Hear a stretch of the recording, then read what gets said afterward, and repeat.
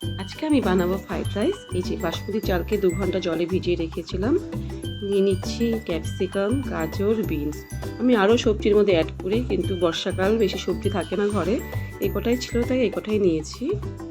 এবার নিয়ে নিচ্ছি কাজু, কিশমিশ, গরম মশলা আর গোলমরিচের গুঁড়ো, চিনি, লবণ, গরম মশলা সম্বরের জন্য আর ঘি। এবার আমরা একটা হাঁড়ি বসিয়ে হাঁড়িতে গরম মশলা, লবণ আর একটু সাদা তেল দেব, দিয়ে জলটা গরম করব। গরম হয়ে গেলে এর মধ্যে আমরা চালগুলো ছেড়ে দেবো। তেল আর গরম মশলাটা দিলে পরে চালটা একদম ঝরঝরে হবে, গায়ে গায়ে লেগে যাবে না। এই যে চালটা ফুটছে, আমরা 70% পর্যন্ত রাইসটাকে কুক করব। 100% করলে কী হবে, ফ্রাইড রাইসটা গলে যাবে আর ভাতগুলো ভেঙে ভেঙে যাবে। এদিকে চাল ফুটছে, এদিকে আমরা একটা কড়াই বসিয়ে দিলাম, তাতে ছেড়ে দিলাম ঘি। আমি সাধারণত শুধু ঘি দিয়ে ফ্রাইড রাইস করি, আজকে একটু সাদা তেল অ্যাড করছি কারণ কি ফ্রাইড রাইসটা একটু বেশি। এটা সরষের তেল না, এটা সানফ্লাওয়ার অয়েল, তাই হলুদ দেখতে। এবার আমরা এর মধ্যে কাজু বাদামটা ভাজতে দিয়েছি। কাজু বাদামটা যে লাল লাল করে, একটু হালকা লাল লাল, বেশি লাল করে তিতো হয়ে যাবে, লাল লাল করে ভেজে এবার এর মধ্যে আমরা কিশমিশটাও অ্যাড করলাম। কিশমিশটা জাস্ট দেবো, দিয়ে নেড়ে চেড়ে আমরা উঠিয়ে নেব। কিশমিশটা কিন্তু একদমই আমরা বেশি ভাজবো না। এবার ঘির মধ্যে আমরা সম্বারটা দিয়ে দিলাম।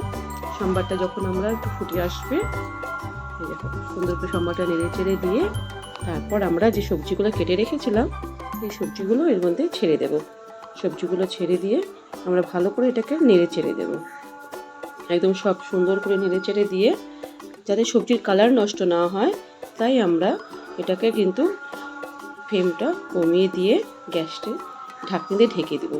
আফটার 5 মিনিটস পরে আমরা আবার নাড়িয়ে দেখবো যে সিদ্ধ হয়েছে। এদিকে চালটা সেদ্ধ হয়ে গেছে, এটি 70% হয়ে গেছে। ভাতটাকে আমরা নামিয়ে নেব। এবার এদিকে ভাজা ভাজা হয়ে গেছে, সবজিগুলো সেদ্ধ হয়ে গেছে, দেখছো কালার নষ্ট হয়নি। লবণটা অ্যাড করছি, এবার আরেকটু নেড়ে চেড়ে ভালো করে নেড়ে চেড়ে এবার এর মধ্যে আমরা ভাতগুলো সব ভাতগুলো সুন্দর করে দিয়ে দেবো। এর মধ্যে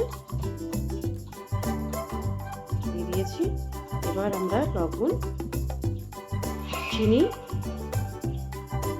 এবং যে আমরা কাজু কিশমিশ আর গরম মশলা আর গোলমরিচের গুঁড়ো এটাও অ্যাড করে দেবো। দিয়ে এবার সুন্দর করে আমরা ভালো করে নিচ থেকে উপর অবধি ভালো করে নেড়ে দেবো। এমনভাবে নাড়বো তাহলে চালগুলোও না ভাঙে আর প্রত্যেকটা মশলা, কাজু, কিশমিশ, সবজি সব যেন একসাথে সুন্দর মিশে যায় আর চিনিটা যেন গলে যায়। চিনিটা গলার জন্য আমরা সবজিটা ভালো করে নেড়ে চেড়ে, আমরা কিন্তু এখন গ্যাসের ফ্লেমটা একদম কমিয়ে রেখেছি। গ্যাস বাড়িয়ে দিলে কিন্তু চালগুলো নিচে পুড়ে যাবে, ওই জন্য গ্যাসটা কমিয়েই করতে হবে সবসময়। গ্যাস কখনো বাড়িয়ে বাড়িয়ে রান্না করি না, আর গ্যাস কমিয়ে রান্না করে রান্না সবসময় ভালো হয়। আমি কখনোই গ্যাস বাড়িয়ে রান্না করি না, সবসময় কমিয়ে। যে এবার 5 মিনিটের জন্য ঢেকে দিলাম। 5 মিনিট পরে আমরা গ্যাসটা এটা খুললাম, ঢাকনিটা খুলে নাড়ছি। একদম complete fried rice. Actually fried rice রান্না করার সময় সবজি, কাজু কিশমিশ, সব গরম মশলা সব কিছু যদি পারফেক্ট না হয় সাইজ মতন, তাহলে কিন্তু ফ্রাইড রাইস দেখতে ভালো হয় না। তো কেমন হয়েছে জানাবে বন্ধুরা।